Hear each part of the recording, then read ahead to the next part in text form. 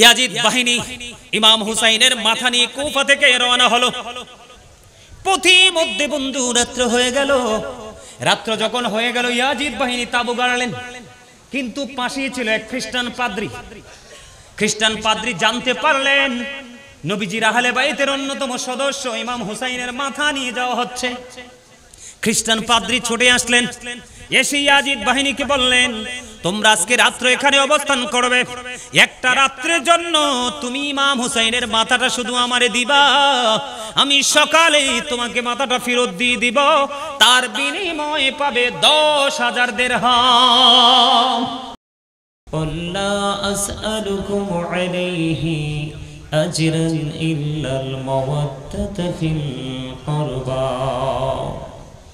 সাদাকাল্লাহুল মাওলানাল আযীম ওয়া সাদাকা রাসূলুহুন নবিয়্যুল হাবিবুল কারীম। ইন্নাল্লাহা ওয়া মালাইকাতাহু ইউসাল্লুনা আলান নবী ইয়া আইয়ুহাল্লাযীনা আমানু সাল্লু আলাইহি ওয়া সাল্লিমু তাসলিমা। আল্লাহুম্মা সাল্লি আলা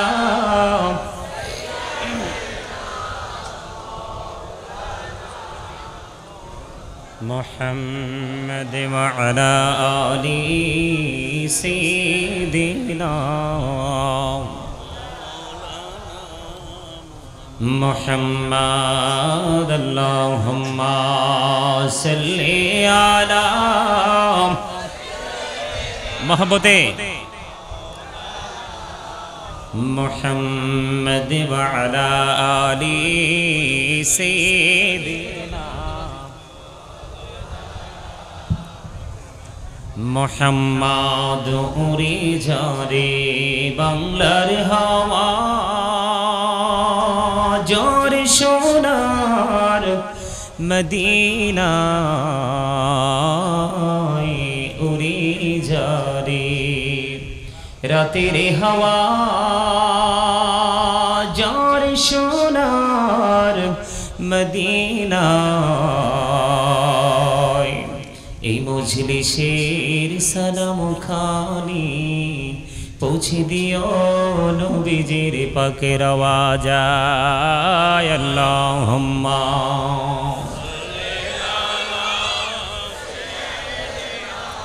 মাওলানা মুহাম্মদ ওয়া আলা আলি সাইয়্যিদিনা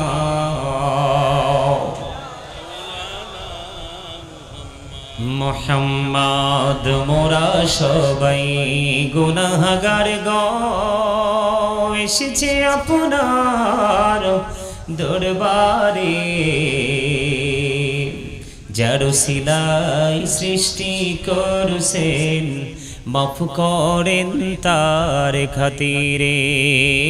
আল্লাহুম্মা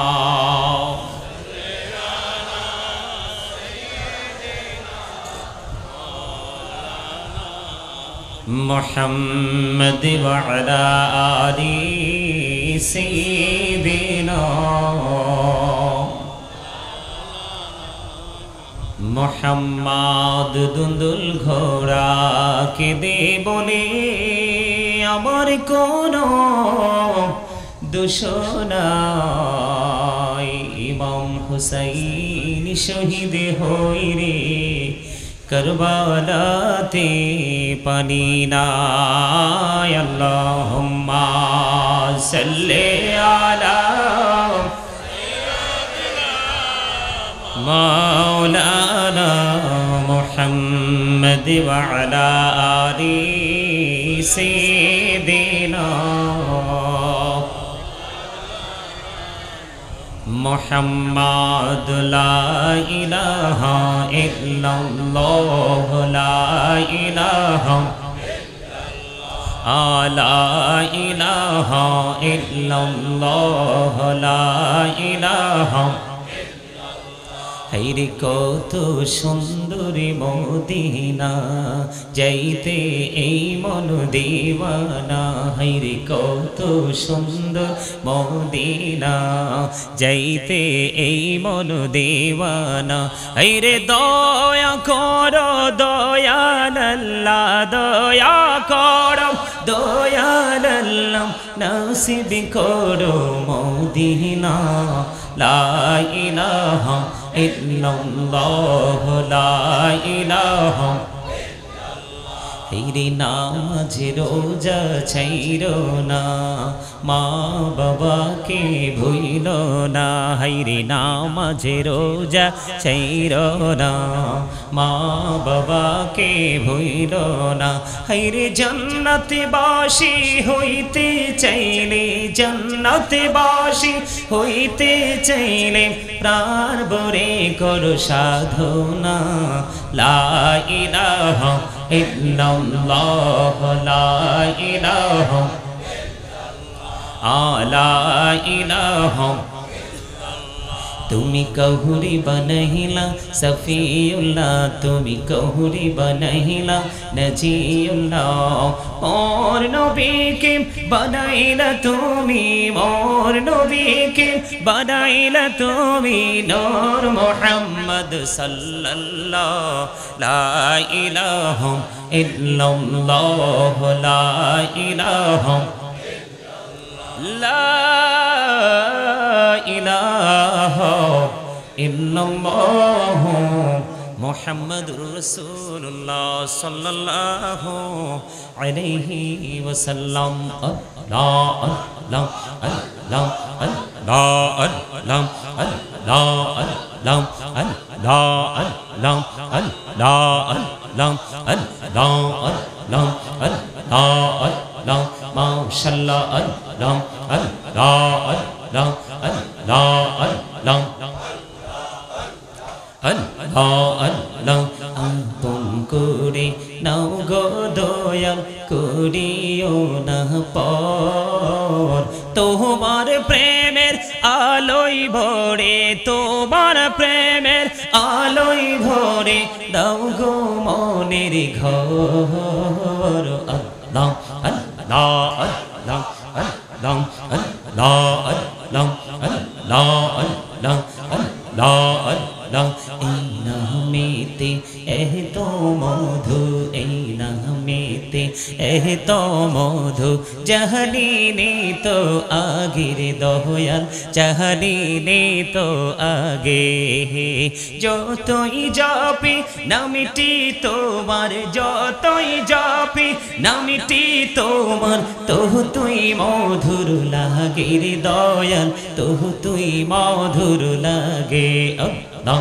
আল্লাহ আল্লাহ আল্লাহ আল্লাহ আল্লাহ আল্লাহ আল্লাহ আল্লাহ প্রাণ বড়িয়া ডাকে রে বান্দা প্রাণ বড়িয়া ডাক আইরে প্রাণ বড়িয়া ডাকিলে রে বান্দা প্রাণ ভরিয়া ডাকিলে রে বান্দা গহনা করব মাপ আল্লাহ আল্লাহ আল্লাহ আল্লাহ আল্লাহ আল্লাহ আল্লাহ আল্লাহ আল্লাহ আল্লাহ আল্লাহ আল্লাহ আল্লাহ এলাহু দো রিহি আর মাঝে এলাহু দো রিহি আর মাঝে কিসের করো খেলা পিছের দিকে চাইয়া দেখো পিছের দিকে চাইয়া দেখো ডুবে যাই তোর বেলা রে আল্লাহ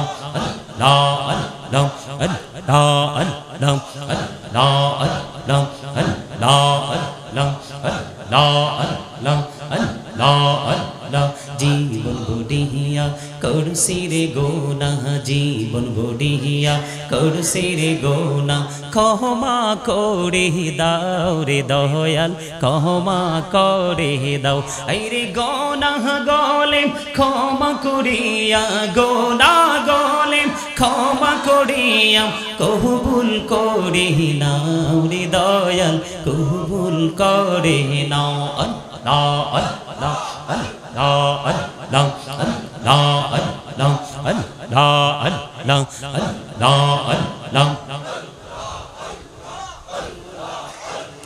আল্লাহ আল্লাহ প্রেমেরা লাভ কহরে গো নবী মেহরাজেতে যাইয়া প্রেমেরা লাভ কহরে গো নবী মেহরাজেতে যাইয়া দয়াল প্রভু দিলেন মেরাজ দয়াল প্রভু দিলেন মেরাজ মুমিনের লাগিয়া আল্লাহ আল্লাহ আল্লাহ আল্লাহ আল্লাহ লা ইলাহা ইল্লাল্লাহ মুহাম্মাদুর রাসূলুল্লাহ সাল্লাল্লাহু আলাইহি ওয়াসাল্লাম। সৃষ্টির মূল রহস্য যদি আপনি উদ্ঘাটন করতে যান তখন আপনি মূলে গিয়ে খুঁজে পাবেন ভালোবাসা, মূলে গিয়ে খুঁজে পাবেন কি প্রেম। এটা এমন একটা নিয়ামত, যেই নিয়ামত আপনার কাউকে বলে বোঝানো যাবে না। এটা যতক্ষণ না পর্যন্ত এই প্রেম নামক শব্দটা নিজের মধ্যে এটাকে প্রতিষ্ঠিত করতে না পারবো। সম্মানিত উপস্থিতি, আমি পবিত্র কালামে হাকিম থেকে ছোট্ট একটা আয়াতের অংশ তেলাওয়াত করেছি।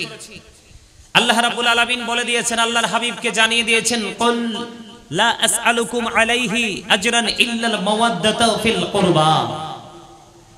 আল্লাহ রাব্বুল আলামিন আল্লাহর হাবিবকে বলেছে, হাবিব আপনি বলে দেন, আপনি রাসূলকে আল্লাহ রাব্বুল আলামিন শিখিয়ে দিচ্ছে, হাবিব আপনি জানিয়ে দেন। তার মানে কি জানাতে বলেছে? রাসূলকে বলেছে, হাবিব আপনি জানিয়ে দেন, আমি যে তোমাদের কাছে রিসালাত নিয়ে এসেছি, সত্য নিয়ে এসেছি, নিয়ামত নিয়ে এসেছি, এইটার বিনিময় আমি তোমাদের কাছে আবার আহলে বাইতের ভালোবাসা ছাড়া আর আমি কিছুই চাই।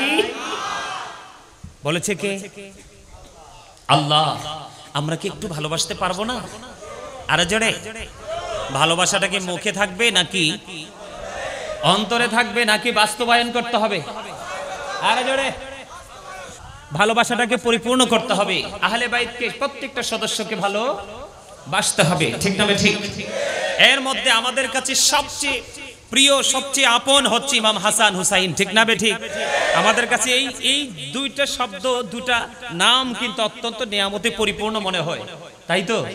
আর নিয়ামত হওয়ার কথাই তো। আমার রাসূল বলেছেন, আল হাসান ওয়াল হুসাইন সাইয়্যিদা শাবাবি আহলিল জান্নাহ। আমার রাসূল বলে দিয়েছেন, imam Hasan and Husain are the leader of younger people in জান্নাত। জোরে জোরে বলেন না সুবহানাল্লাহ। আরে আর জোরে। বন্ধুরে আমার নবী, আপনার নবী তো জাহানের বাদশা নবী সরকারে মদিনা, তিনি জানিয়ে দিয়েছেন, এই যে অসংখ্য যুবকদেরকে দেখতে পাই, যুবক টেনশন করো না, ও যুবক বন্ধু তোমরা চিন্তা করো না, তোমরা সব সময় ফ্রি থাকবা আর হৃদয়ে ইমাম হাসান হুসাইনের আদর্শটাকে লালন করে বাস্তব জীবনকে বাস্তবায়ন করার চেষ্টা করবে, তাহলে তোমাদের জান্নাতি রিসিপশনে পেয়ে যাবে ইমাম হাসান হুসাইন দুই ভাইকে। বলছে কে? আমার রাসূল। কে বলেছেন? সন্দেহ করা যাবে? হি ওয়াজ ভেরি ট্রুথফুল। আমার নবী ছিলেন শ্রেষ্ঠ সত্যবাদী, এটা ইহুদি খ্রিস্টানদের বক্তব্য। আমরা কিন্তু আজকের এই দিনে এসে আমার নবীর সবকিছুকে মানতে রাজি। কথা বলে না? কি বলেন দাদা ভাই? আমরা কি মানতে রাজি? অসংখ্য জায়গায় আমরা একমত হতে পারি না, যদিও এটা নির্ভরযোগ্য তথ্য দলিল থাকার পরেও, ঠিক না ঠিক? আমার নবী বলেছেন, imam Hasan and Husain are the leader of younger people in জান্নাহ। বন্ধুরে আমার, আহলে বাইতের অন্যতম সদস্য ইমাম হাসান হুসাইন দুই ভাই জান্নাতে যুবকদের সরদার হবে, লিডার হবে। বন্ধু, আমি আসার সবাই দেখতে পেয়েছি, আমার অসংখ্য মা বোনেরা দাঁড়িয়ে আছে, হৃদয় উজাড় করে আলোচনা শুনছে রে। আমার মা বোনদের জন্য আমার প্রাণের নবী আরো চমৎকার একটা মেসেজ দিয়েছে। বন্ধু, আমার নবীজি হাদিস শরীফের মধ্যে এসেছে, ফাতেমাতুস সাইয়্যিদাতু নিসাই আহলিল জান্নাহ। আমার রাসূল জানিয়ে দিয়েছেন, বন্ধু, mother Fatema is the leader of females in জান্নাহ। আওয়াজ তুলে তুলে বলুন না সুবহানাল্লাহ, আর জোরে বলুন না সুবহানাল্লাহ। এ রাঙ্গামাটি সিটির মানুষ, পুরুষ হৃদয় খুলে শোনো গো, আমি আমার ভাই বাবাদেরকে বলছি, বাড়ি গিয়ে গিয়ে মা বোনদেরকে জানিয়ে দিবে, তোমরা টেনশন করো না, আহলে বাইতের সাথে একটা প্রেমের ডুরি লাগাও। আজকে গাজী সুলাইমান আল কাদরি সাহেব বলে গেছে, আমার নবী নাকি বলে গেছে, তোমাদের জান্নাতি রিসিপশনে দাঁড়িয়ে থাকবে মা খাতুনে জান্নাত ফাতেমা। তার মানে তোমাদের জান্নাতের লিডারিনী সরদারিনী হবে রাসূলের কলিজার টুকরা মা খাতুনে জান্নাত ফাতেমা, ইমাম হাসান হুসাইন রাদিয়াল্লাহু তাআলা আনহুর জননী। সুবহানাল্লাহটা স্লো হয়ে গেল না?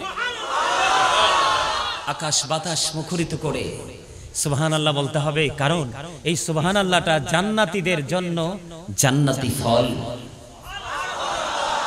নবীজি বলেছে, জান্নাতে বাগানে যখন যাও ওখান থেকে ফল খেয়ে নিও। ইয়া রাসূলুল্লাহ, ইয়া হাবিবাল্লাহ, নবী গো, জান্নাতি ফলটা কি আপনারা খাবেন নাকি? খাবে? বুঝতে পারেন নাই? হ্যাঁ, বলে জান্নাত রয়েছে কোথায় হুজুরে, আমাদেরকে ফল খাওয়ায়, আসলে খাওয়াতে পারবো। আলহামদুলিল্লাহ বলেন না? সুবহানাল্লাহ ওয়ালহামদুলিল্লাহ লা ইলাহা ইল্লাল্লাহ, সুবহানাল্লাহ ওয়ালহামদুলিল্লাহ লা ইলাহা ইল্লাল্লাহ, লা ইলাহা লা ইলাহা ইল্লাল্লাহ। আরশ কুরসি লৌহ কলম সৃষ্টি যার ওসিলা, আরশ কুরসি লৌহ কলম সৃষ্টি যার ওসিলা, আনি যে আল্লাহ খুশি হইয়া নাম রাখিলেন হাবিবুল্লাহ।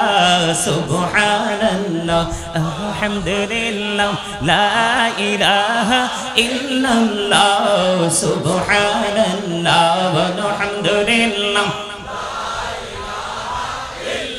লা ইলাহা লা ইলাহা নামের সাথে নাম মিশাইয়াম যারে আল্লাহ পাঠাইলা, নামের সাথে নাম মিশাইয়াম যারে আল্লাহ পাঠাইলা, আরে যে আল্লাহ দুস্ত বলে তাহার প্রেমে মজিলা। সুবহানাল্লাহ ওয়ালহামদুলিল্লাহ, ও সুবহানাল্লাহ ওয়ালহামদুলিল্লাহ লা ইলাহা ইল্লাল্লাহ, লা ইলাহা ইল্লাল্লাহ, লা ইলাহা লা ইলাহা ইল্লাল্লাহ মুহাম্মাদুর রাসূলুল্লাহ সাল্লাল্লাহু আলাইহি ওয়াসাল্লাম। জোরে জোরে বলুন আলহামদুলিল্লাহ। জিকির করা ফরজ, এটা হুসাইনি আদর্শ। শাহাদাত বরণ করার পূর্বক্ষণেও তিনি জিকির ছাড়েন নাই। একটু পরে তিনি পৃথিবী থেকে বিদায় হয়ে যাবেন, শাহাদাত বরণ করবেন, তারপরেও জিকির ছাড়েনি। জিকির মানে হলো স্মরণ করা। আল্লাহ বলেছেন, remember me then I will remember you, ফাযকুরুনি আযকুরকুম। আল্লাহ বলেছেন, তোমরা আমাকে স্মরণ করো, আমি তোমাদেরকে স্মরণ করব। জোরে কন্যা সুবহানাল্লাহ, আরো জোরে সুবহানাল্লাহ বলা আল্লাহর জিকির, আলহামদুলিল্লাহ বলা জিকির, আল্লাহু আকবার বলা জিকির, লা ইলাহা ইল্লাল্লাহ বলা জিকির। কাউকে সৎ কাজের জন্য ডাকা, এটাও জিকির। অসৎ কাজের জন্য বারণ করা, সেটাও জিকির। নামাজ পড়তে গিয়েছেন, নামাজও জিকির। হজ করতে গিয়েছেন, হজও জিকির। হজ হলো আল্লাহর জিকিরের জুলুস, আর নামাজ হলো জিকিরের জলসা, যেটা একই জায়গায় দাঁড়িয়ে বসে সম্পূর্ণ করা হয়, এটাকে বলা হয় জিকিরের জলসা। যেটা বিভিন্ন জায়গা পরিদর্শন করে জিকির করা হয়, ওটাকে বলা হয় জিকিরের জুলুস। আমরা আজকে জিকিরের জলসায় বসেছি, ঠিক নেই? আরো জোরে জিকির করলে কি হয়ে যায়? কাল পরিষ্কার হয়ে যায়। মানুষের আসল সত্তা তো তার দেহ না, মানুষের আসল সত্তা হলো তার আত্মা। মানুষের আসল সত্তা কি? তার আত্মা, দেহ নয়। কারণ আমি আপনাদেরকে বলি, দেহের কিন্তু পতন আছে, রুহের কিন্তু পতন নেই, ঠিক কিনা বলেন? আর জোরে, I am a dead, you are dead, এটা বডি, কিন্তু ডেড সোল জীবন আমরা কোনোদিন শুনিনি। আত্মার কোনো ক্ষয় নেই, আত্মার কোনো বিনাশ নেই, আত্মার কোনো মরণ নেই। First tense, present tense, future tense, অতীত, বর্তমানে আছি, ফিউচার, ভবিষ্যৎ, ঠিক কিনা? ওখানে গেলে উপায় আসেনি। আরে কথা কয় না, আসেনি? আছে। এই দুনিয়াতে তো যা ইচ্ছা তা করা যায়। আল্লাহ উপার সম্পর্কে বলেছেন, ইন্না বাতশা রাব্বিকা লাশাদীদ। আল্লাহ বলেছেন, the seizing of Allah is difficult. আল্লাহর ধর, আল্লাহর পাকড়াও বড় শক্ত, বড় কঠিন। তার মানে আল্লাহ খুব শক্তভাবে ধরবে, ঠিক না? ঠিক। ইন্নাল্লাহু সারিউল হিসাব, Allah is quick to take account. Allah হিসাব গ্রহণে অত্যন্ত তৎপর। তার মানে ধরার পরে হিসাবটা খুব শক্তভাবে ধরবে, নেবে। যদি জবাব দিতে না পারি, উপায় আসেনি? আর যখন ওই দুনিয়াতে কিন্তু মরণ আছে, বাসন আছে, পালানের রাস্তা আছে। কথা বুঝেন আমার? মরার সুযোগ আছে, বাঁচারও সুযোগ আছে, আবার সুযোগ বুঝে উল্টা দিকে পালানোরও সুযোগ। কিন্তু ওপারটা পুরো ব্যতিক্রম। লা ইয়ামুতু, people will not die that day. সেদিন মানুষের মরার কোনো সুযোগ ফিহা ওয়ালা ইয়াহইয়া, people will not be able to live that day, বাঁচারও সুযোগ। ওয়ামা হুম আনহা বিগাইবিন, ওখান থেকে অদৃশ্য সুযোগ নাই, পালাবারও সুযোগ নেই। People will not be able to escape that day, ওখান থেকে পালাবারও কোনো সুযোগ। তাহলে এই জন্য আমাদেরকে কি করতে হবে? ঈমানকে মজবুত করতে হবে। রাসূল এবং রাসূলের আহলে বাইতকে ভালোবাসা আমাদের জন্য ফরজ। কি এই ভালোবাসা যদি আপনার সিনায় 100% না থাকে, তাহলে আপনি মুমিন হয়ে কবরে যেতে পারবেন? ঠিক না? ঠিক পারবো? পারবো না বন্ধু। রাসূলের কলিজার টুকরা ফাতেমা, মা খাতুনে জান্নাত ফাতেমা, সকল মুমিনাদের জান্নাতে সরদারিনী। আর এই যে যুবক, এত গরমের মধ্যে তোমরা বসে আছো, ঘাম খেজুরের রসের মতো পড়ছে মাথা থেকে পা পর্যন্ত, ঠিক না? তারপরে বসে আছো আজকের এই 61 হিজরির গরমের মতো, ওই কারবালা মুহররমের 10 তারিখের দিনের মতো, কিন্তু আজকে গরম না, ঠিক কিনা বলে? ইমাম হুসাইন ওনার সঙ্গীদেরকে নিয়ে বন্ধু সত্যকে প্রতিষ্ঠিত করার জন্য, রাসূলের কলিজার টুকরা রাসূলের আদর্শকে পৃথিবীর বুকে নতুন করে আবার প্রতিষ্ঠিত করার জন্য উনি সর্বাত্মক লড়াই করেছেন। যতই প্রতিকূলতা, ফুরাত নদীর পানি ওনার জন্য বন্ধু, ঠিক কিনা বেঠিক? পানি ছাড়া কেউ বাঁচে? কেউ বাঁচে না রে। ও বন্ধু, তোমরা তো জানো না, ইমাম হুসাইন একটা নাম নয়, এটা একটা কুল কিনারাহীন এক মহাসমুদ্র, যাকে নিয়ে লেখে শেষ করা যায় না। পৃথিবীর সকল গাছকে যদি কলম বানানো হয় বন্ধু, কলম শেষ হয়ে যাবে। ইমাম হুসাইনকে লেখে বন্ধু শেষ করা যায় না। পৃথিবীর সকল খাল, বিল, নদী, নালার পানি যদি তুমি কালি বানাও গো, তাহলেও লেখা শেষ হবে না। পুকুরের পানি, নদীর পানি শেষ হয়ে যাবে বন্ধু। ইমাম হুসাইনকে নিয়ে যখন লেখক লেখে রে, লেখকের চোখের পানি ফোঁটা ফোঁটা করে কিতাবে পড়ে, খুদ কলম পর্যন্ত কাঁদে, যেটা বিদুর্মীদের চরিত্রে পর্যন্ত সেটা নাই। এমন নির্মমতা, এমন নিষ্ঠুরতা শুধুমাত্র উম্মতের জন্য। বন্ধু নিজের জীবনকে বিসর্জন দিয়ে শাহাদাত বরণ করে উম্মতকে একটা বার্তা দিয়ে গেছে। আজকে আমরা নবীর উম্মত দাবি করি বন্ধু। আল্লাহ কোরআনে বলেছে, তোমরা তোমাদের কাছে আমার নবীর পাথরের আঘাত লেগেছে। বন্ধু, মাথা মোবারক ফেটে লোহ মোবারক বের হয়ে গেছে। কত যন্ত্রণা, কত কষ্ট সহ্য করে আমাদেরকে সত্য রাস্তাটা দেখিয়ে গেছে। নবীজি বলে গেছে, এর বিনিময়ে আমি তোমাদের কাছে কিছু চাই না রে, আমি চাই শুধু আমার আহলে বাইতের ভালোবাসা। আরো জোরে জোরে বলেন না সুবহানাল্লাহ। বন্ধু, তোমরা বুঝবা কেমন করে গো।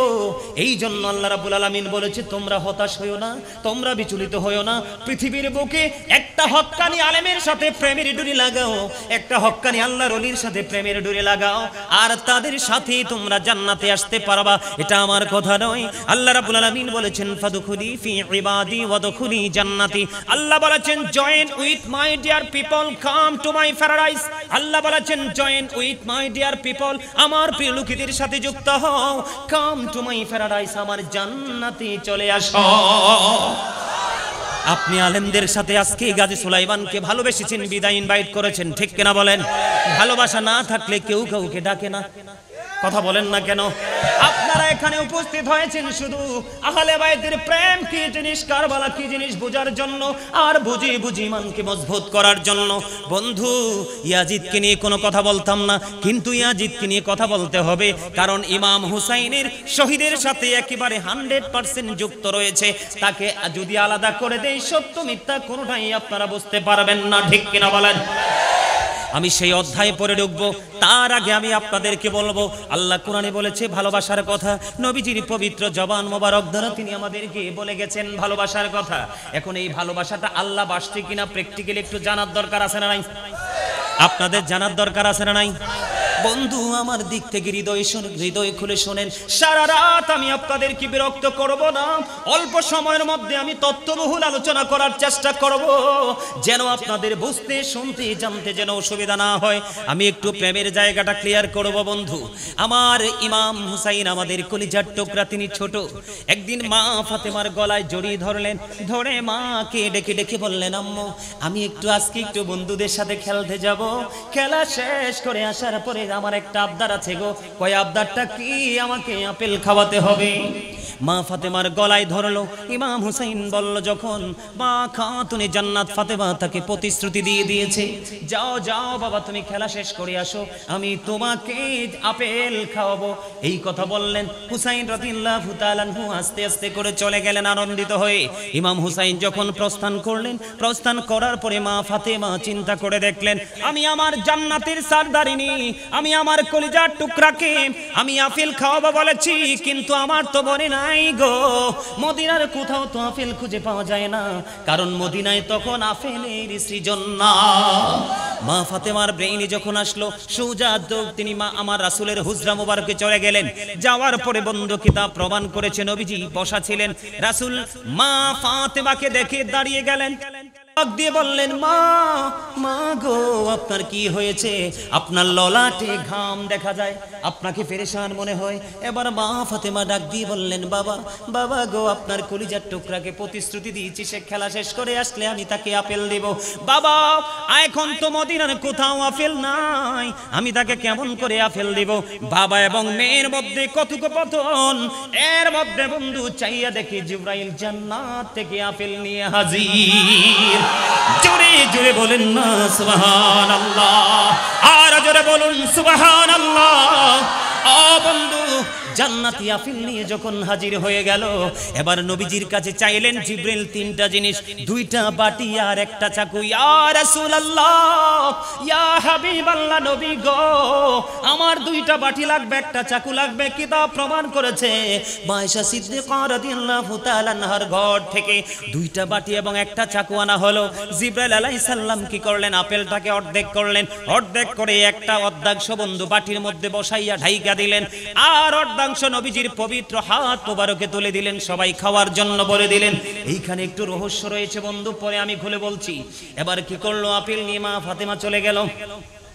ইমাম হুসাইন ফিরে আসলো। হুসাইন আসার পরে হুসাইনকে আপেল দিল। আপেল খাওয়ার পরে হুসাইন একটা ডাক দিয়ে বললেন, মা মা গো, এত মজার আপেল জীবনে আর তো কোনোদিন খাইনি, এখন থেকে প্রতিদিন আমাকে আপেল খাওয়াতে হবে। এই আপেল তুমি কোত্থেকে এনেছো? বাবা বাবা গো, এই আপেল আমি আনিনি, জান্নাত থেকে তোমার নানার কাছে আল্লাহ রাব্বুল আলামিন নিজে পাঠিয়েছে। আরো জোরে বলেন না সুবহানাল্লাহ। বন্ধু মা ফাতেমার কাছে হযরতে হুসাইন আর একটা সেকেন্ডের জন্য দাঁড়ালেন না, দৌড়ে চলে আসলেন আমার প্রাণের নবীর কাছে। নানা গো, এখন থেকে প্রতিদিন তোমাকে আমাকে আপেল দিতে হবে। একটু রহস্য আছে যে শুরুতে রেখে এসেছি, মনে আসেনি আপনাদের? অর্ধেক আপেল কিন্তু বাটির মধ্যে, অর্ধেক আপেল কোথায়?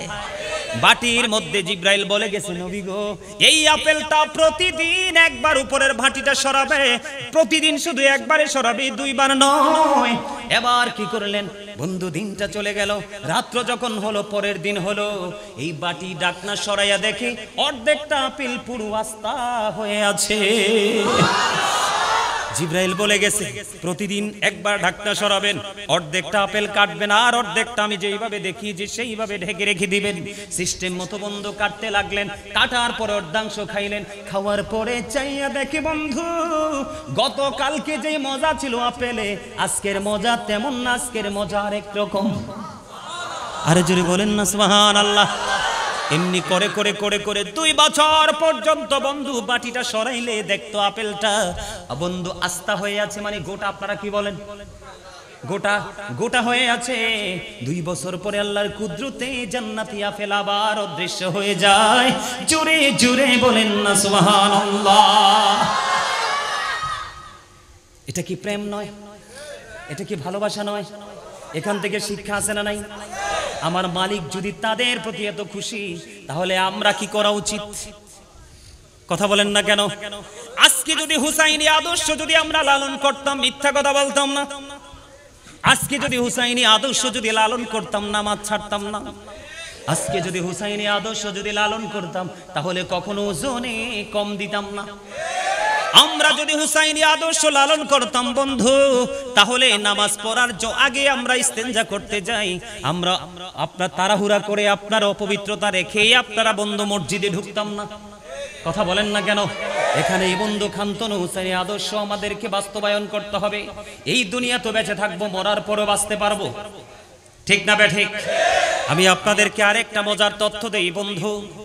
ইমাম হুসাইন রাসূলের দরবারে এক গ্রাম্য লোক একটা হরিণের বাচ্চা ধরে এনে দিয়ে দিলেন। হরিণের বাচ্চা দেখছেন নি আপনারা? সুন্দর না অনেক? হরিণের বাচ্চা ধরে দিয়ে দিলেন। হরিণের বাচ্চা যখন ধরে দিলেন, আমার নবীজি কি করলেন? হযরতে হাসান রাদিয়াল্লাহু তাআলা আনহুকে দিয়ে দিলেন। দিয়ে দেওয়ার পরে রাসূলের কাছে এসেছে একটা হরিণের বাচ্চা।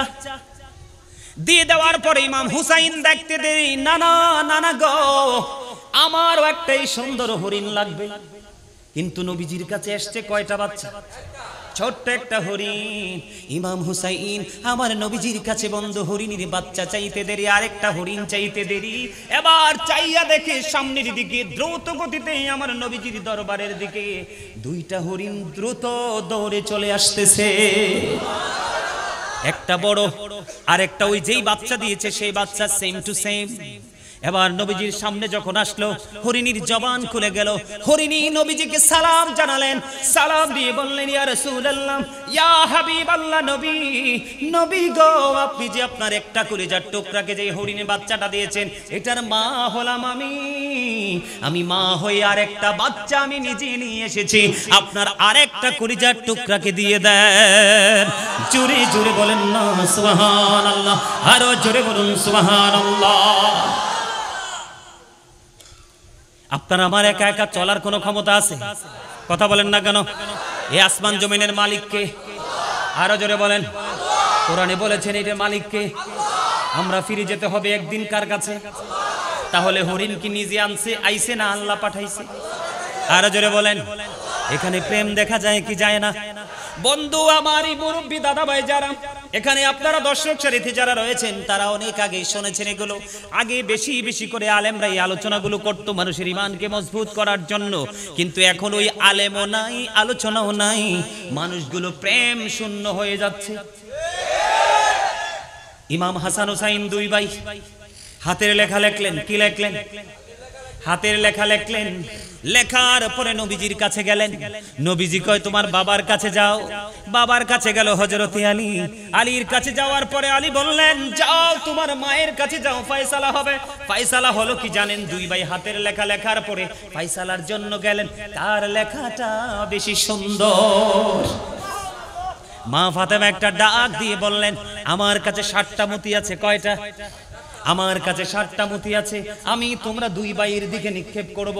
যে যত বেশি কুড়াতে পারবে, তার মানে আমি নিক্ষেপ করার পরে যে যত বেশি নিতে পারবা, তার হাতের লেখাটা বেশি সুন্দর বলে বিবেচিত হবে। মা ফাতেমা কাজ শুরু করে দিলেন। একটা একটা করে বন্ধু মতি নিক্ষেপ করলেন। 2 ভাই 3টা 3টা করে 6টা নিল। আর আছে কয়টা?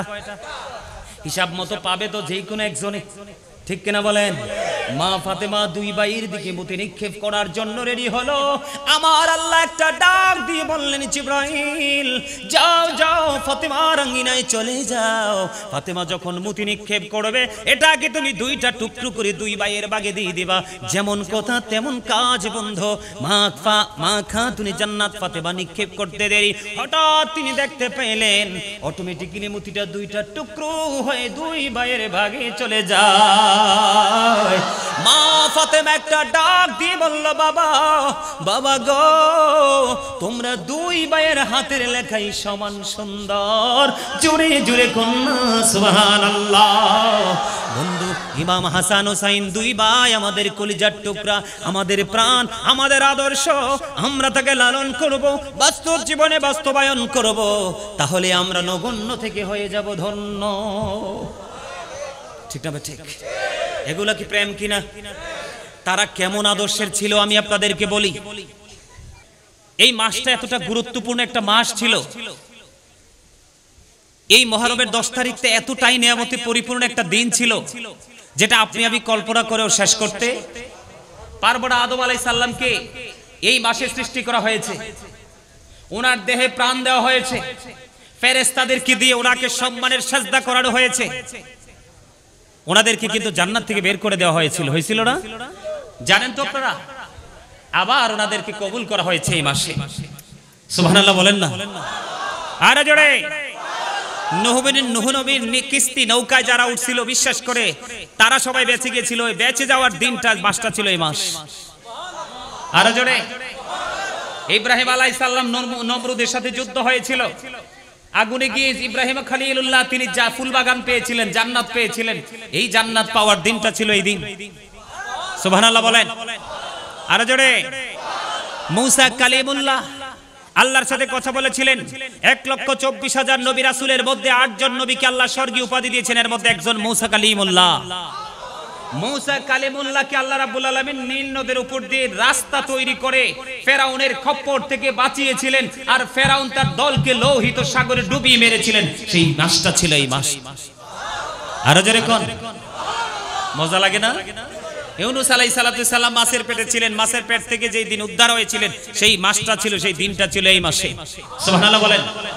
মুহররমের 10 তারিখ। ঠিক কিনা বলেন? আমার নামে একজন নবী ছিল, হযরত সুলাইমান আলাইহিস সালাম। তিনি সব কিছুর হাজিরা রাখতেন, বাতাসও তার কথা শুনতো। ওনার যে গাড়ি ছিল এটা তেল, মোবিল, ড্রাইভার কিছু লাগতো না। বাতাসকে অর্ডার দিলে অটো এটাকে নিয়ে চলতো। হযরত সুলাইমান আলাইহিস সালামকে আল্লাহ রাব্বুল আলামিন তাকে বাদশাহী রাজত্ব দিয়েছিলেন এটাই মাসে। আর যারা বলেন না সুবহানাল্লাহ। হযরত ইয়াকুব আলাইহিস সালামের সন্তান হযরত ইউসুফ আলাইহিস সালাম এত সুন্দর নবী ছিল, যার চেহারার দিকে তাকায়া থাকতে থাকতে জুলেখা হাত কেটে ফেলছে, খবর নাই।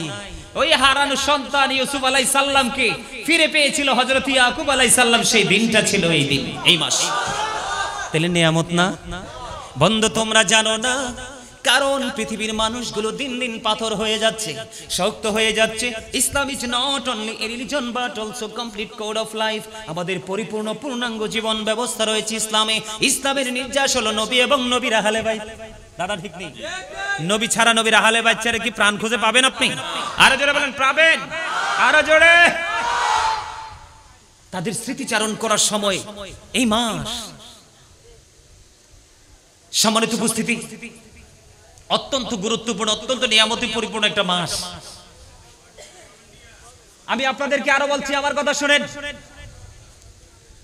হযরত ঈসা আলাইহিস সালামকে আল্লাহ রাব্বুল আলামিন আসমানে উঠায় নিয়েছে, এখনো আছে। যেই মাসে যেই দিনে উঠাইয়া নিয়েছিলেন সেই দিনটা, সেই মাসটা ছিল এই মাস। আরো জোরে কন্যা সুবহানাল্লাহ। হযরত ইদ্রিস আলাইহিস সালাম তিনি এমন একজন নবী ছিলেন, তিনি সব সময় রোজা রাখতেন।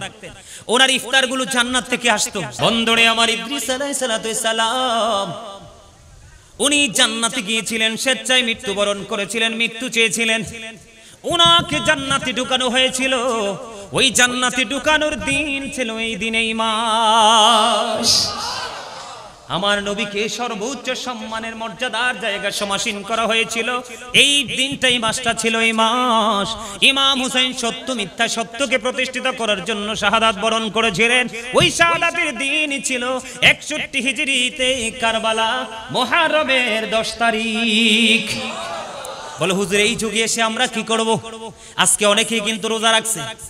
আমি কুমিল্লা থেকে এসেছি বন্ধু, আমার আশেপাশে অসংখ্য মানুষ রোজা রেখেছে। আপনারা তো জানেন না এই দিনটা এত বড় নিয়ামত। রমজান মাসে রোজার পরে কোন রোজার যদি গুরুত্ব পায় তাহলে সবচেয়ে বড় গুরুত্বের কোটায় থাকবে মুহররমের 10 তারিখের রোজা। কিন্তু পরে নবীজি হাদিস শরীফের মধ্যে এসেছে, নবীজি বলেছে আগামী বছর থেকে আমরা 9 তারিখ রোজা রাখবো, কারণ ইহুদিরা 10 তারিখ রোজা রেখেছে। আমরা ইহুদিদের মতো করব না, আমরা তাদের ব্যতিক্রম করব। পুরস্কারটা কি জানবেন না? এই মুহররমের 10 তারিখে কেউ যদি একটা রোজা রাখতে পারে, আমার রাসূল জানিয়ে দিয়েছে বন্ধু, তার 40 বছরের জীবনের গুনাহ মাফ করে দেওয়া হবে যদি মুহররমের 10 তারিখে একটা রোজা রাখা যায়। গুরুত্ব দেওয়ার দরকার আছে না নাই? আরো জোরে বলেন। এটার মর্যাদা তো বেশি। যদি আপনার এলাকায় কোনো গরিব মানুষ আছে, এই অসহায় মানুষ আছে, এতিম অনাথ আছে না নাই, এতিমের মাথায় যদি কেউ মুহররমের 10 তারিখে হাত বুলিয়ে দেয় রে, আমার নবীজি জানিয়ে দিয়েছে ওই এতিমের মাথায় যত চুল তত সমপরিমাণ সওয়াব তার আমলনামায় দেওয়া হবে। এই বন্ধু আমি আপনাদেরকে বলে দেই, মুহররমের 10 তারিখে কেউ যদি কোনো রোজাদার ইফতার করাতে পারে, গোটা মুসলিম উম্মাহ ইফতার করানোর সওয়াব তার আমলনামায় দেওয়া হবে। এই মুহররমের 10 তারিখে কেউ যদি কোনো অসুস্থ রোগীর সেবা করতে পারে, তাহলে গোটা পৃথিবীর মুমিন মুমিনাকে সেবা করার সমান সওয়াব তার আমলনামায় দেওয়া হবে। এটার সওয়াব, এটার মজা আছে না নাই? আপনাদেরকে আরেকটা মজার কথা আমি বলে দেই বন্ধু, আমি আপনাদেরকে আরেকটা মজার কথা বলি। ইরাক নামে একটা দেশ আছে না নাই? এই তৎকালীন সময় একটা সিটি ছিল, যেই শহরের নাম ছিল রায় শহর। ইরাকের রায় শহরের বাদশা মুহররমের 10 তারিখে আজকে আপনারা অনেক টাকা খরচ করেছেন, কথা কয় না, করছেন কিনা? এই যে মুহররম মাসে খরচের ফজিলত, দানের ফজিলত, আল্লাহর পথে হুসাইন, ইমাম হাসান হুসাইন আহলে বাইতের প্রেমে কুরবানি করার ফজিলত। ও বন্ধু, মুহররম মাসে 10 তারিখে আপনি যদি দান করতে পারেন, আপনার নিয়ামত কেমন হবে রে আমি আপনাদেরকে বলে দেই। রায় শহরের বাদশার কাছে এসে এক ভিক্ষুক হাত পাতলেন মুহররমের 10 তারিখে। ভিক্ষুক যখন হাত পাতলো, রায় শহরের বাদশা কি করলেন? তাকে বিতাড়িত করে দিলেন, না না তোমাকে সাহায্য করব না। ভিক্ষুক যখন মনটা খারাপ করে অন্যদিকে মোটটা ঘুরালো, তখন একজন খ্রিস্টানের চোখে সেটা পড়লো। খ্রিস্টান ইশারা দিল, তুমি আমার কাছে আসো। খ্রিস্টান যখন ইশারা দিল, সে বন্ধ গেলেন। যাওয়ার পরে ওই খ্রিস্টানে ভিক্ষুককে সাহায্য করলো। সাহায্য করার পরে ভিক্ষুকও খুশি হয়ে গেল, খ্রিস্টানও খুশি হয়ে গেল। খুশি হয়ে যাওয়ার পরে দিনটা ফুরিয়ে গেল। রাত্র যখন গভীর হলো, ওই রায় শহরের বাদশা তিনি স্বপ্নে দেখতেছে, তিনি মনোমুগ্ধ করে বালাখানার সামনে তিনি দাঁড়িয়ে আছে। সুবহানাল্লাহ বলেন না? কিন্তু দুঃখজনক হলেও সত্য, এটা ছিল ওনার নসিবে লেখা। কিন্তু কে জানি ওনাকে ডেকে ডেকে বলছে, আহারে রায় শহরের বাদশা, এই পুরস্কার তো তোমার নসিবে ছিল, এখন এটা অন্য কেড়ে নিয়ে গেছে, এটা তোমার কাছ থেকে হাতছাড়া হয়ে গেছে। এটা তিনি স্বপ্ন যোগে দেখতে পাইলেন। কি স্বপ্ন যোগে দেখতে পাইলেন? দেখার পরে তিনি বুঝতে পারলেন। বোঝার পরে বন্ধু সকাল যখন হলো দাদা ভাই, এবার কি করলেন? ওই রায় শহরের বাদশা 1 লক্ষ দিরহাম নিয়ে বন্ধু খ্রিস্টানের বাড়ি চলে গেল। খ্রিস্টানের বাড়ি গিয়ে খ্রিস্টানকে ডেকে ডেকে বলল, আমি তোমাকে 1 লক্ষ দিরহাম দিব। কত? আমি তোমাকে 1 লক্ষ দিরহাম দিব। গতকালকে দানের বিনিময়ে যে পুরস্কার পেয়েছো, ওই পুরস্কারটা তুমি 1 লক্ষ দিরহামের বিনিময়ে তুমি আমার কাছে বিক্রি করে দাও। এবার খ্রিস্টান একটা ডাক দিয়ে বললেন, রে রায় শহরের বাদশা, তুমি মনে করেছো তুমি চালাক, তুমি কালকে যে স্বপ্ন দেখেছো, এই স্বপ্ন আমি খ্রিস্টানও দেখেছি। আমি তোমাকে বলে দিতে চাই, 1 লক্ষ দিরহামের বিনিময় ওই জান্নাত তো থাক দূরের কথা, একটা চৌকাঠও আমি তোমার কাছে বিক্রি করব না। এই মুহররম, এই আশুরার 10 তারিখে দান করার, খরচ করার ফজিলত আমি জানতে পেরেছি। তুমি দেখো, আমি মধুর কালেমা পড়ে হয়ে গেলাম মুসলমান।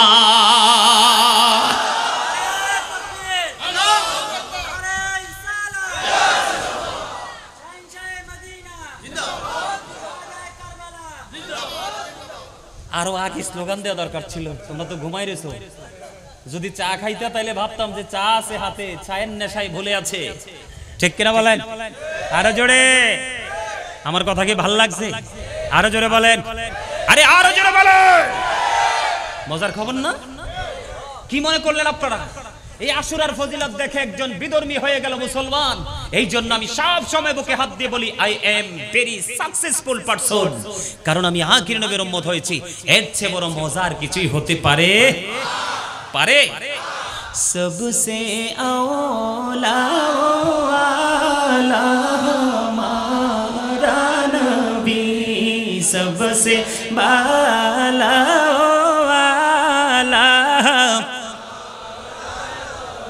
ভাল লাগে, মজা না? আরে কি মজা, স্টুডেন্ট লাইফে কত গাইছি সঙ্গে, ঠিক কিনা বলেন? মজার জিনিস তো রাসূল, আরো মজার জিনিস আল্লাহ বানিয়ে পাঠাইছে রাসূলের। আহলে ভাই, মজা কি কেউ হাতছাড়া করতে চায়? আরো জোরে বলেন, চাই। আরো জোরে, আমরা চাই। একটু কষ্ট করতে পারবো না? আজকের একটা রাত্র, কিছু সময়, সারা রাত্রও না। কি বলেন দাদা ভাই? এই যে যুবক ভাইরা, তোমাদের তুলনায় ওনার বয়সটা দেখছো নি? অনেক না? তোমরা আমরা ওই পর্যন্ত যেতেও পারবো না, কারণ আমরা চারপাশ নষ্ট।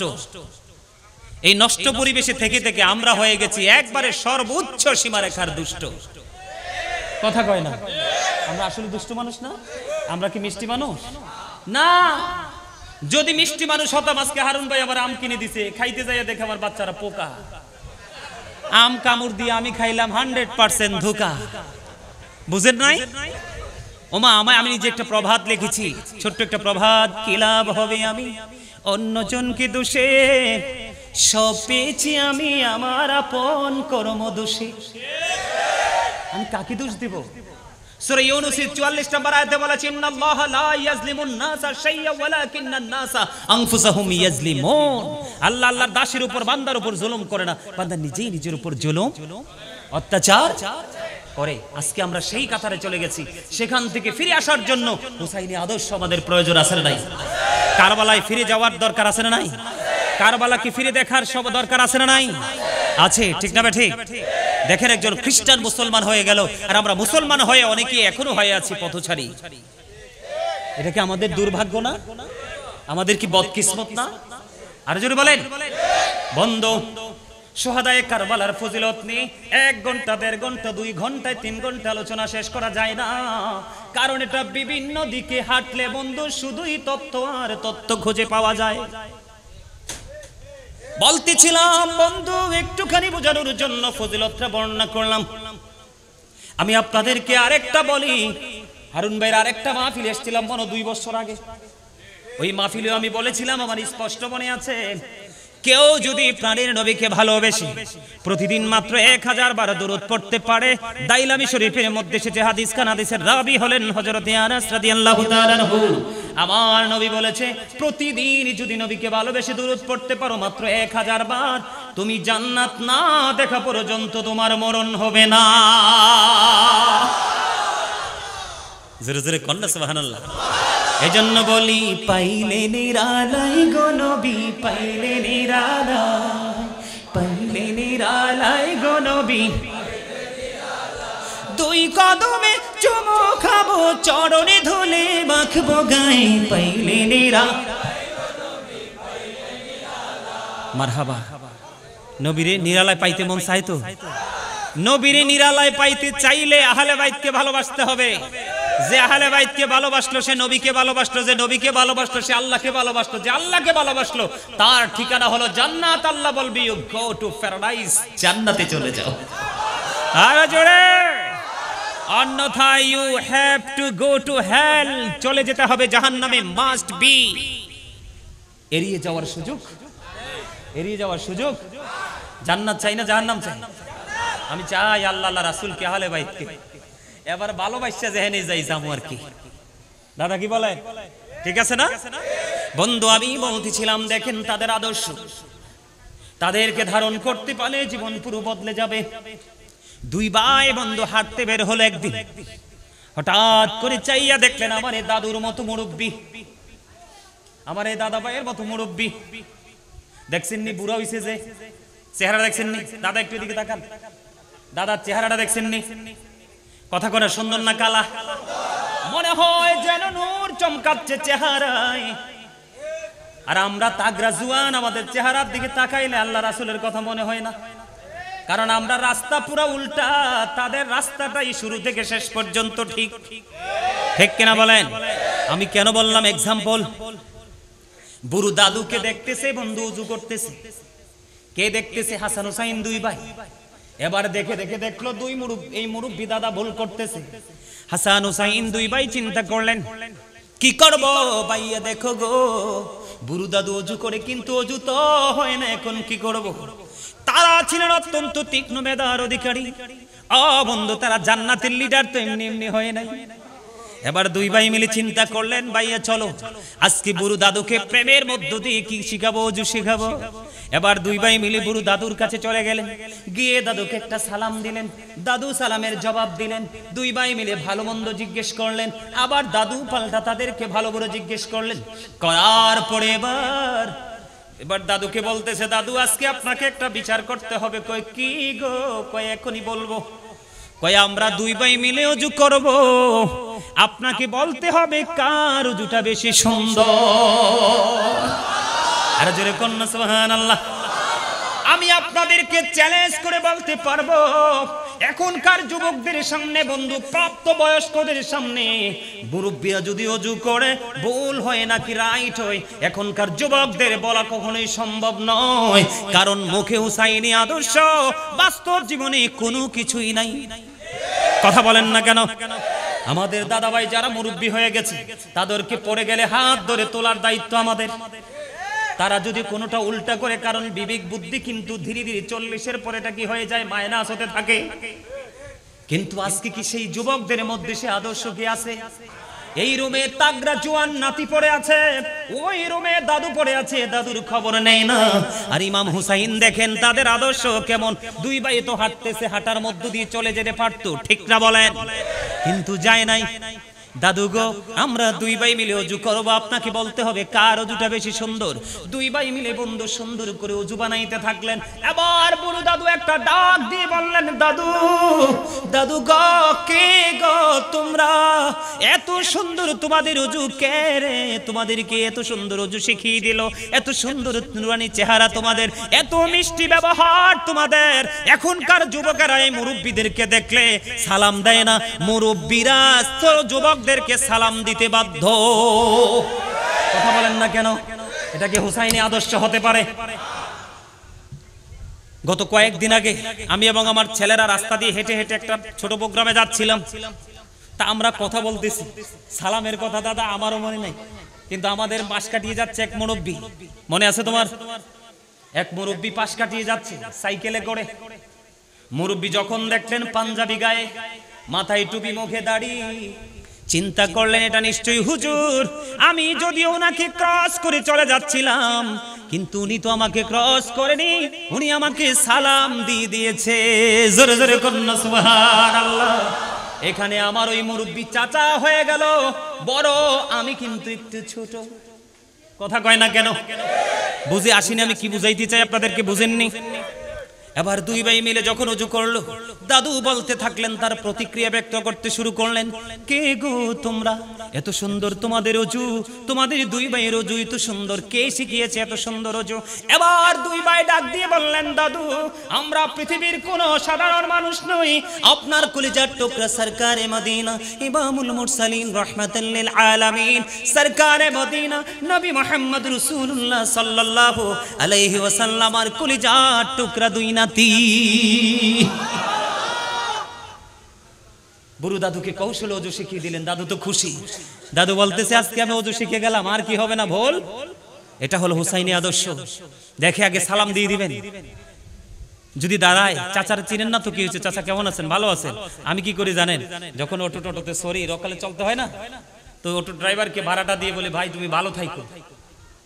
অটো ড্রাইভার অবাক হয়ে যায়, রিক্সা ড্রাইভার অবাক হয়ে যায়, আমি এটা কেন করি?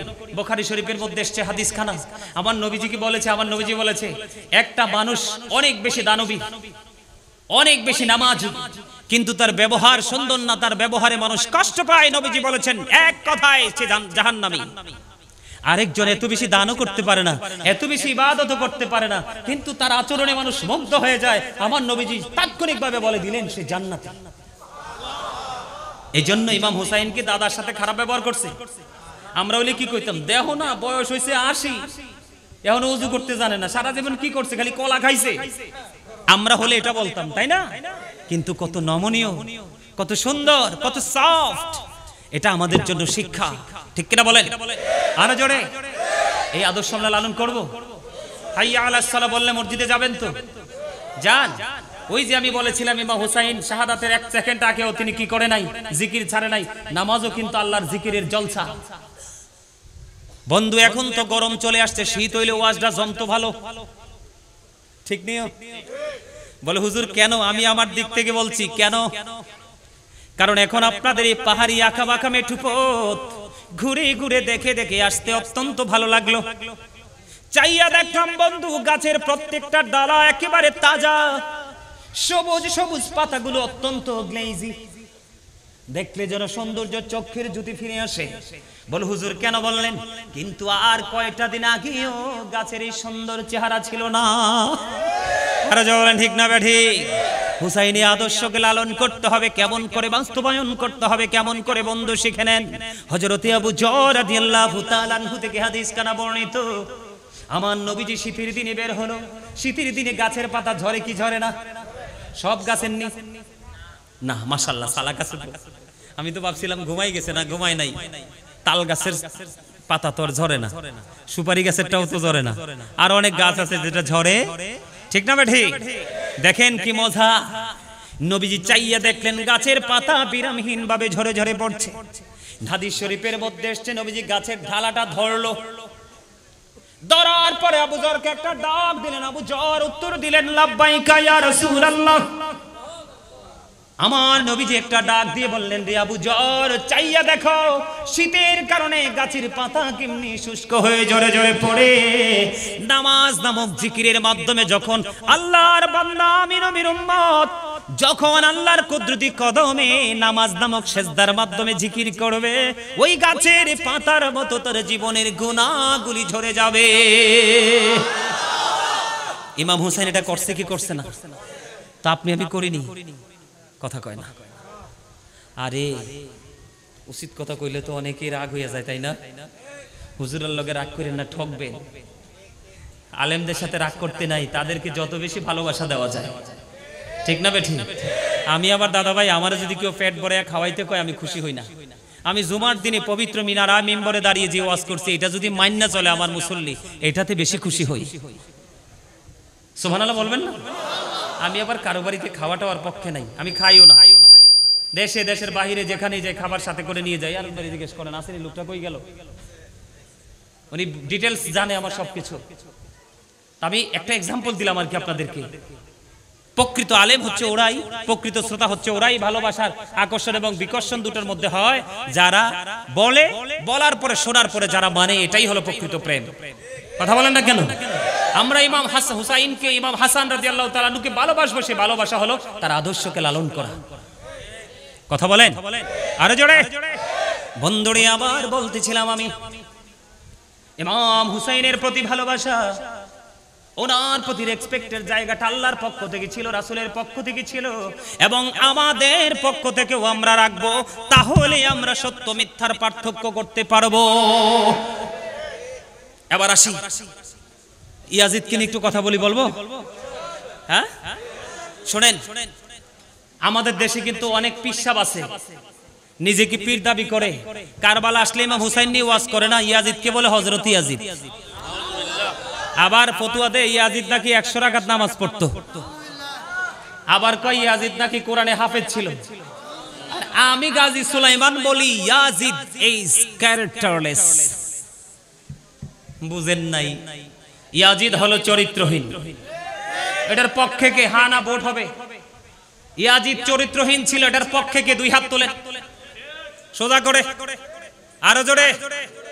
ওরে বাপরে বাপ, কি মুসলমান আমার সামনে শক্ত পাথরের মতো। নামান, আপনি হাত না তুললে আমার কিচ্ছু যায় আসে না, যায় আসে আপনারই। আমি আপনাদেরকে বলি ইমাম হুসাইনের যুদ্ধটা কেন হয়েছে, কারবালাটা কেন হয়েছে। ইয়াজিদের উপদেষ্টা, ইয়াজিদ কিন্তু হিন্দু খ্রিস্টান বৌদ্ধ ছিলেন না, তিনি কিন্তু মুসলমানই ছিলেন, ঠিক কিনা দাদা?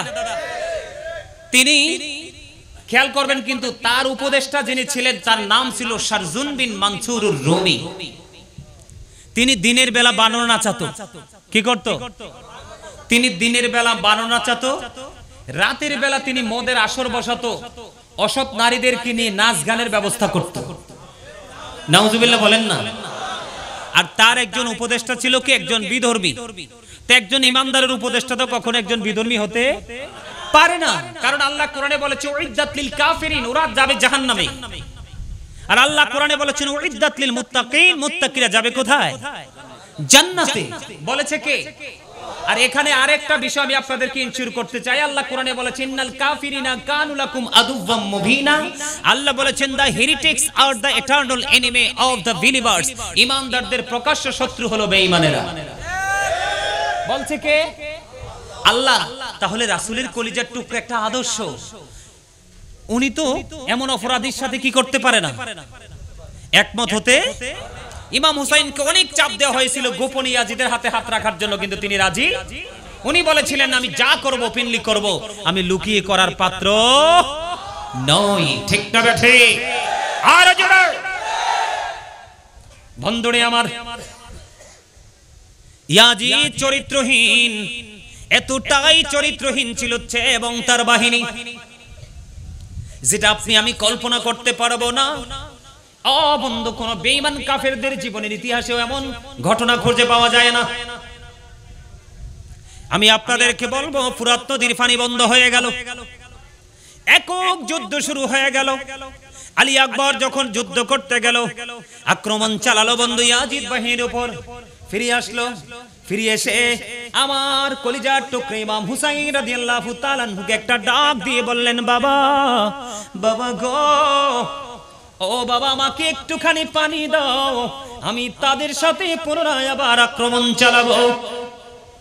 ইমাম হুসাইন রাদিয়াল্লাহু তাআলা আনহু একটা ডাক দিয়ে বললেন, বাবা, বাবা গো, তোমার মতো আমিও তো পিপাসার্ত, আমার কাছেও পানি নাই। আমি যখন আমার নবীর কাছে, আমার নানার কাছে যখন পানি চাইতাম, আমার নানা আমাকে জিহ্বাটা বের করে দিত, আমি চুষে প্রশান্তি নিতাম। এই কথা বলে বন্ধু ইমাম হুসাইন আলী মুকাম, ইমাম হুসাইন রাদিয়াল্লাহু তাআলা আনহু ওনার শুষ্ক জিহ্বাটা বের করে দিল। জিহ্বাটা বের করে দেওয়ার পরে আলী আকবর বাবার শুষ্ক জিহ্বাটা চুষে নিল, কিন্তু আলী আকবরের পানির তৃষ্ণা মিটে না, কারণ ইমাম হুসাইনের জিহ্বাটা বন্ধু শুকনো ছিল। এটার জন্য দায়ী কে? বলেন না আপনারা, বলেন না আপনারা, শিখতে আসছেন না? এটার জন্য দায়ী কে? ইয়াজিদ। আমরা বলি ইয়াজিদের নাকি কোনো দোষ নাই। এই ঘটনা কে ঘটালো? এই নিষ্ঠুরতা, এই নিপীড়ন কে চালালো?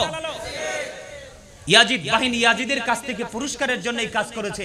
আসলে কিন্তু ইয়াজিদের কাছ থেকে কোনো পুরস্কার পায় নাই, কোনো পুরস্কার দেয় নাই। ইয়াজিদ তো পুরস্কারের লোভ দেখিয়ে ধ্বংস করার চেষ্টা করেছে।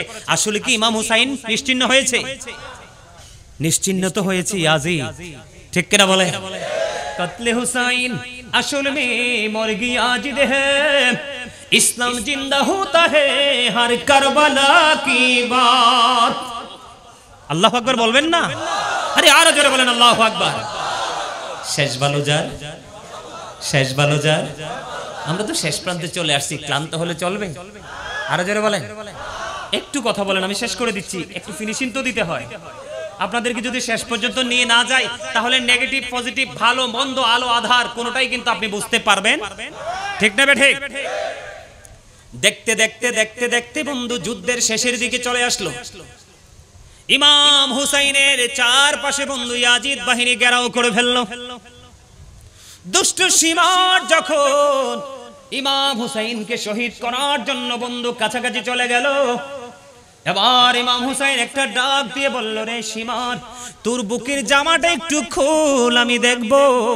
বুকের জামাটা খুলতে দেরি, চাইয়া দেখি সীমানের বুকের মধ্যে সাদা সাদা শ্বেত চিহ্ন। এবার ইমাম হুসাইন ডাক দিয়ে বলল, তুই বুঝি সেই বদকিসমত, আমার নানা আমাকে জানিয়ে গেছে সাদা দাগের কুকুরগুলো আমার বাগানকে হরণ করে নিয়ে যাবে রে। আমার নানার কথার সাথে আজকে আমি বাস্তব প্রমাণ পেয়ে গেলাম তুই তো সেই বদকিসমত। আল্লাহু আকবার বলেন না আরো জোরে। ইমাম হুসাইন রাদিয়াল্লাহু তাআলা আনহুর দেহ থেকে মাথা মোবারক আলাদা করে ফেললো। আলাদা করার পরে ইয়াজিদ বাহিনী বন্ধু ক্ষান্ত হলো না। ওনার এই পবিত্র মাথায় রে ঘোড়া দিয়ে এই মরুভূমির মধ্যে পদধূলিত করেছে। জোরে জোরে নাউজুবিল্লাহ। ইমাম হুসাইন যখন শাহাদাত বরণ করলো, বাইতুল মুকাদ্দাসের জ্বলন্ত পাথর থেকে রক্ত ঝরতে শুরু করলো। সিরিয়ার যে কোনো পাথর সরালে বন্ধু সেই পাথর থেকে তাজা তাজা রক্ত দেখা যেত। আমার নবী উম্মে সালমাকে মাটি দিয়ে গিয়েছিলেন। উম্মে সালমাকে বলেছিলেন এই মাটিগুলো যত্ন করে রেখে দাও, যেদিন তুমি দেখতে পাবে এই মাটিগুলো লাল হয়ে গেছে সেই দিন তুমি বুঝবি আমার কলিজার টুকরা শহীদ হয়ে গেছে। ইমাম হুসাইন শহীদ হলো। উম্মে সালমা মাটির দিকে চাইয়া দেখে এই মাটিগুলো রক্তে লাল লাল। বন্ধু আকাশ এমন অন্ধকার হয়েছিল, জিন জাতিরা পর্যন্ত ক্রন্দন করেছে। আকাশ কেঁদেছে, বাতাস কেঁদেছে, ফেরেশতারা কেঁদেছে, জিন জাতি পর্যন্ত কেঁদেছে, কিন্তু ইয়াজিদ এবং তার বাহিনীর হৃদয় কাঁদেনি। নাউজুবিল্লাহ বলবেন না? আরে আরো জোরে বলেন না। বেশি কষ্ট তো আমার হচ্ছে। আমার কিন্তু 12টা বাজতেছে। আমি শুরুতে যদি বলতাম যে আমি অসুস্থ, তাইলে আপনারা বলতেন যে আরে হুজুরে মনে ওয়াজ কম করার লাগে অসুস্থ কয়। আমার এই পাশ, এই যে দাঁতের এই মারি পুরোটাতে লাসা লাগানো, দাঁতের ব্যথায় অস্থির।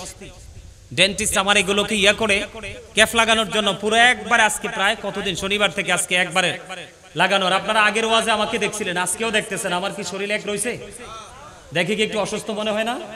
ক্লান্ত মনে হয় না? কিন্তু ইমানি চেতনাটা তো বেশি। ওয়াজ দেখে আমার অসুস্থ বা ক্লান্ত মনে হয়েছে? এটাকে বলা হয় প্রেম। এটাকে কি বলা হয়? আরো জোরে বলেন ভালোবাসা। ভালোবাসা মানুষকে শুধু কি করতে জানে? স্বর্গের দিকে নিয়ে যেতে জানে। হিংসা শুধু মানুষকে ধ্বংসস্তূপে পরিণত করতে জানে। এই জন্য ইয়াজিদ বাহিনী হিংসাত্মকমূলক আচরণ করেছে, তারা চিরনিশ্চিহ্ন হয়ে গেছে। আমার দিকে তাকান বন্ধু, খ্রিস্টান মুসলমান হয়ে গেল। কি হয়ে গেল? আরেকটা খ্রিস্টানের প্রেমের গল্প শোনেন। অনেক লম্বা ঘটনা। আমি কিন্তু আলোচনাটা পার্ট বাই পার্ট ধারাবাহিক ভাবে করতেছি। অনলাইনে আপনারা দেখবেন। গুছাইয়া শেষ করে দিচ্ছি, টেনশন করার দরকার। নো টেনশন, ডু ফুর্তি।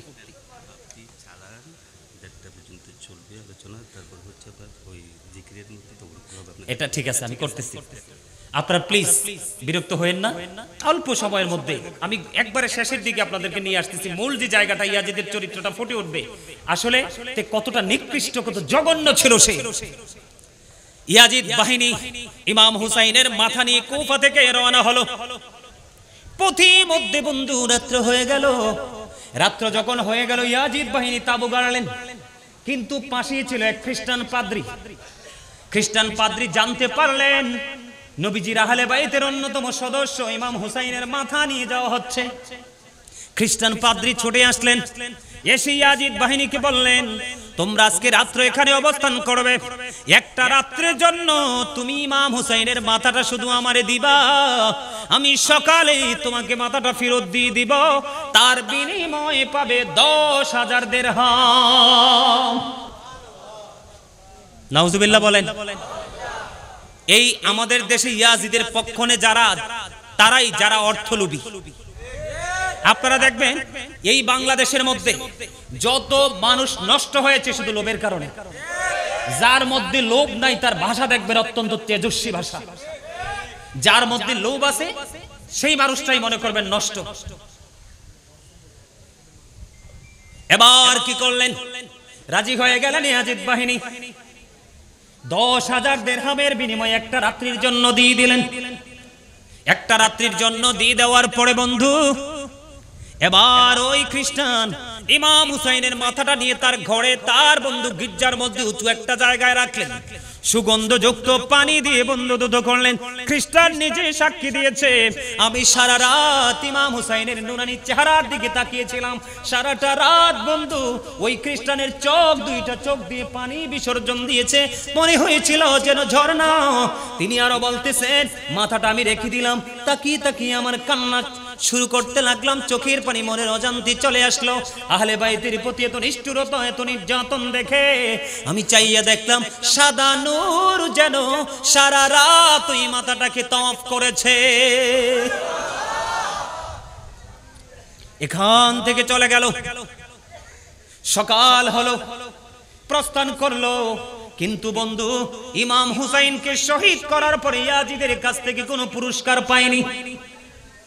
বন্ধুরে আমার, আমি আপনাদেরকে বলছি, ইয়াজিদের কাছে যখন নেওয়া হলো, ইয়াজিদ একটা তলোয়ার হাতে নিয়ে ইমাম হুসাইনের মাথার মধ্যে বন্ধু এই দাঁতের মধ্যে আঘাত করতেছিল আর বিকৃত ভাষায় বাজে বাজে মন্তব্য করতেছিল। জোরে কর নাউজুবিল্লাহ, আরো জোরে বলেন না নাউজুবিল্লাহ।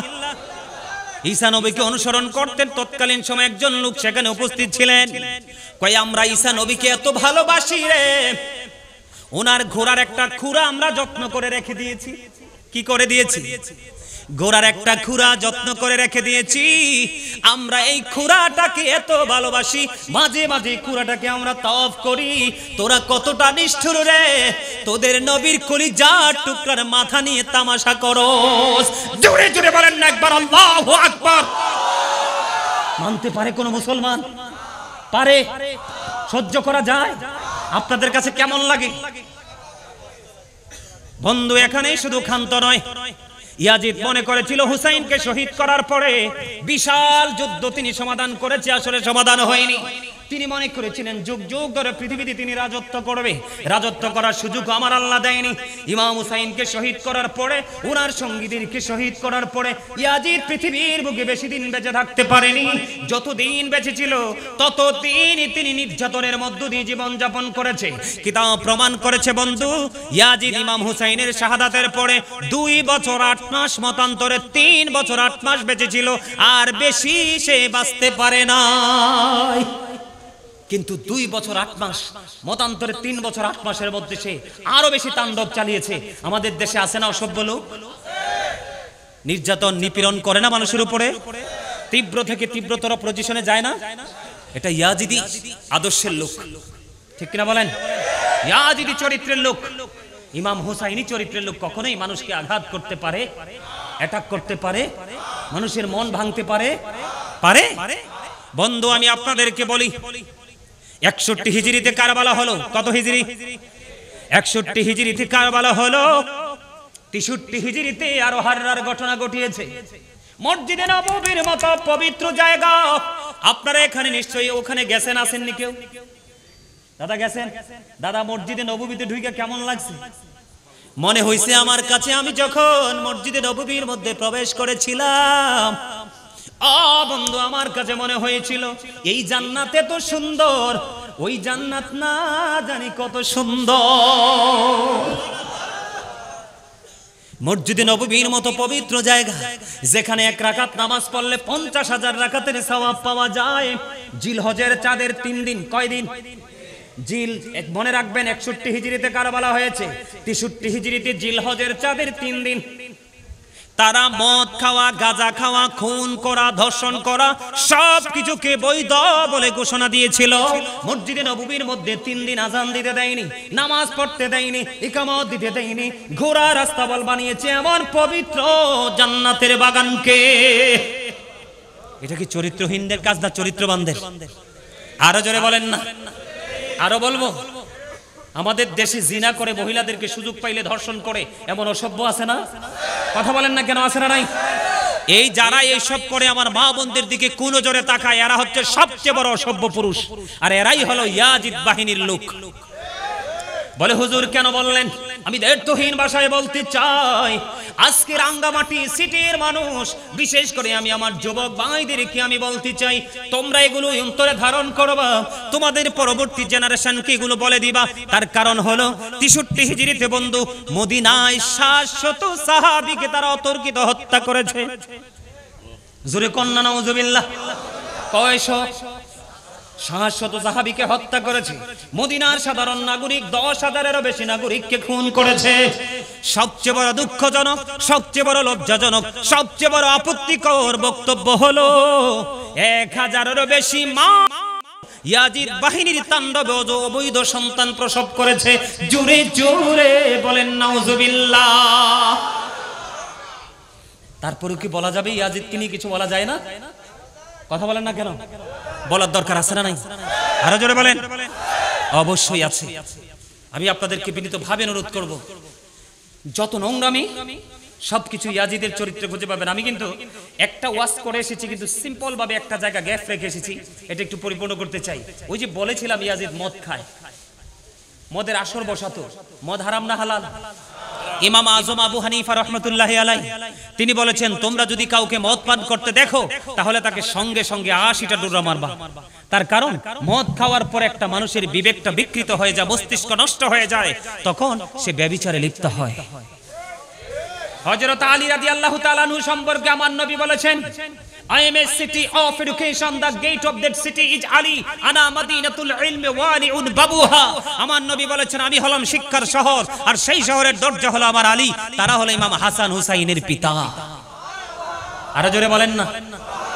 মা আয়েশা সিদ্দিকা রাদিয়াল্লাহু তাআলা আনহা তিনি একদিন ওনার বাবা আবু বকরকে প্রশ্ন করলো, বাবা গো, আপনি যখন আলীর সাথে একই জায়গায় বসেন, আমি প্রায় সময় চাইয়া দেখি আপনি হযরতে আলীর চেহারার দিকে তাকায়া থাকেন, রহস্য কি বাবা?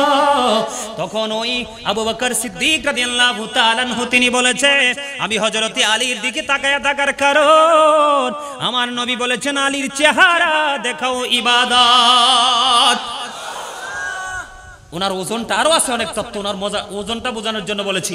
হযরতে আলী রাদিয়াল্লাহু তাআলা আনহু বলেছেন, কোন দরিয়ায় যদি মদ পড়ে, দরিয়ার পানি শুকিয়ে যায়, ওখানে যদি ঘাস জন্ম হয়, আমি কোনোদিন আমার পশুকে সেই দরিয়ার ঘাস খাওয়াবো না। যদি ওই দরিয়ার উপরে বিশাল মিনারা তৈরি করা হয়, আমি আলী কোনোদিন সেই মিনারায় দাঁড়িয়ে আজান দিব না।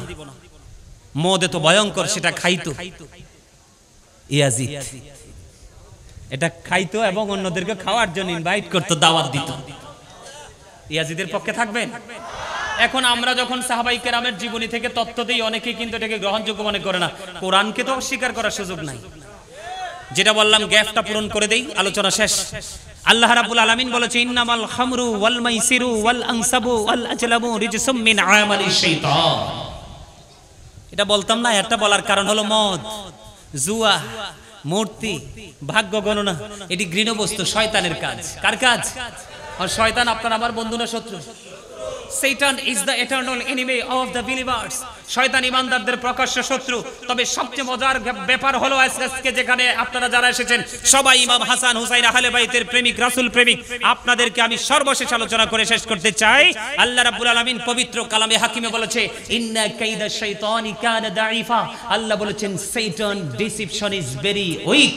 শয়তানের ধোঁকা মুমিনের জন্য একেবারে দুর্বল। তার মানে হুসাইনি কাফেলার সদস্য যারা, তাদেরকে শয়তান কখনো গায়েল করতে পারে না। আর ইয়াজিদি বাহিনীর সদস্য যারা, শয়তান তাদেরকে কখনোই পথভ্রষ্ট করার প্রয়োজন হয়, কারণ তারা এমনিতেই ধ্বংস। কথা বলেন না কেন? এই জন্য সম্মানিত উপস্থিতি, আমি আলোচনার সামনে বাড়াচ্ছি না, অনেক রাত হয়ে গেছে।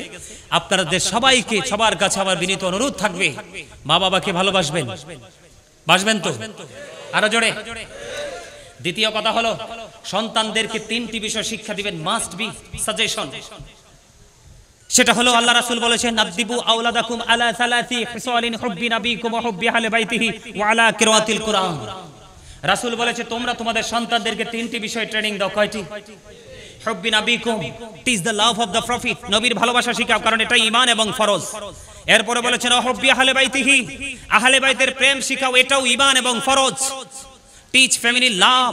এরপরে বলেছেন, ওয়া আলা কিরাআতিল কুরআন, learn to recite the holy Quran, কোরআন তেলাওয়াত শিখাও।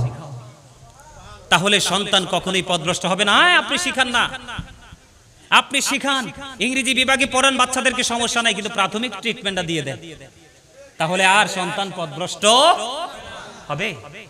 5 ওয়াক্ত নামাজ পড়বেন, হালাল পথে রোজগার করবেন, সব সময় সত্য কথা বলবেন, কারণ আল্লাহ বলেছে, অকুলু কাউলান সাদীদা, সে দা রাইট থিং। ঠিক কিনা? সবসময় সত্য কথা বলবেন, সামাজিক উন্নয়নমূলক কাজে নিজেকে যুক্ত রাখবেন, সত্যকে সত্য মিথ্যাকে মিথ্যা বলবেন, সমাজের মধ্যে সত্যকে বাস্তবায়ন করার চেষ্টা করবেন এবং ইসলামী রঙে রঙিন হওয়ার জন্য আপনার জীবনে একজন হক্কানি আলেম অথবা আল্লাহর ওলিকে বেছে নেবেন। আল্লাহ যেন আমাদেরকে সেই বাস্তবতার মধ্য দিয়ে জীবনকে পরিচালনা করার তৌফিক দান করে। সকলে